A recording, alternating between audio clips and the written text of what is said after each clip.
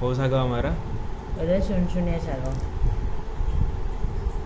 ଯେତେ ବଡ଼ ବଡ଼ ରୋଗୀ ଯେଉଁମାନଙ୍କୁ ନିଦ ହେଉନଥିବ ଯଦି ଏଇ ଶାଗଟା ଦେବ ଖାଇବେ ତାଙ୍କୁ ବଢ଼ିଆ ନିଦ ହେବ। ନିଦ ଆସିଲେ ଦେହରେ ବ୍ଲେଡ୍ ଆସିବ, ପେଟରେ ଅପରିଷ୍କାର ଜିନିଷ ଥିଲେ ପେଟ ସଫା ପରିଷ୍କାର କରିଦେବ, ବଢ଼ିଆ ଝାଡ଼ା ହେବ, ନିଦ ଭଲ ହବ, ନିଦ ବଢ଼ିଆ ହେବ। ଏ ଶୁନଶୁନିଆ ଶାଗ ତାହେଲେ ସମସ୍ତଙ୍କୁ ଏଇଟା ଖାଇବା କଥା ନା କ'ଣ? ସମସ୍ତେ ଖାଇବା କଥା। ରୋଗୀମାନଙ୍କୁ ବେଶୀ ଦିଅନ୍ତି ଯେଉଁଠି ଯିଏ ପାଏ। ତାକୁ ଯଦି ଘର ପାଖରେ ଯଦି ଗାଡ଼ିଆ ପାଡ଼ିଆ ଥିବ କି ପୋଖରୀ ଥିବ, ଯଦି ଗଛ ନେଇ ଯଦି ଲଗେଇବ ଚେର ମୂଳ ସେ ହେବ ସବୁବେଳେ ଜୀବନସାରା ଖାଇବ। ଆଉ ଯାହାର କିଛି ସେଟା ସୁବିଧା ନାହିଁ ସେ କେଉଁଠି କାମ ଯଦି କେଉଁଠି ପାଇବ ପରିବା ମାର୍କେଟରେ କିଣିକି ରହିଲେ ଖାଇବ, କିନ୍ତୁ ଖାଇବ ଦେହ ପାଇଁ ବହୁତ ଭଲ। ଦେଖିଲୁ ଟିକେ ହିତକାର ଦେହ।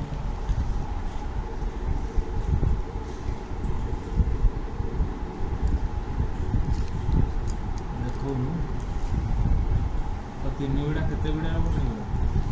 ଏ ତିନି ବିଡ଼ା କ'ଣ 4 ବିଡ଼ା କ'ଣ ଭାଜିଦେଲେ ଅଳ୍ପ ଟିକେ ହେଇଯିବ। ଏଇଟା କ'ଣ ଗୋଟେ ବିଡ଼ା ଖଣ୍ଡୁଛି? ହଁ, ଭାଜିଦେଲେ ଅଳ୍ପ ଟିକେ ହେଇଯିବ। ଦେଖ ପତ୍ରଟା ଦେଖା ଟିକେ। ଆରେ ଗୋଟେ ପତ୍ର ସିନା ଦେଖିଲେ ଜଣା ପଡ଼ିବ। ଭଲ ପତ୍ର ଗୋଟେ କାଢ଼ି ଦେଖା।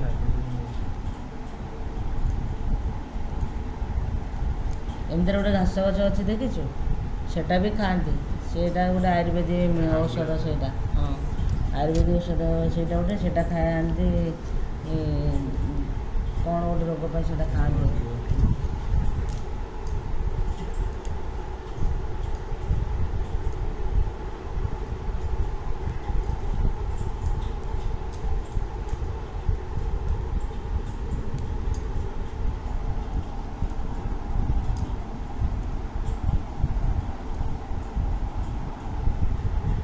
ଚାଟିକିଆ ପତ୍ରଟା ଖୋଲିକି ଦେଖୁନୁ।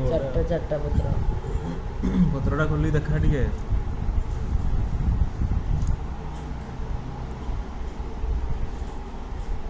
ଦେଖ 4ଟା ପତ୍ର ତାର ଅଛି।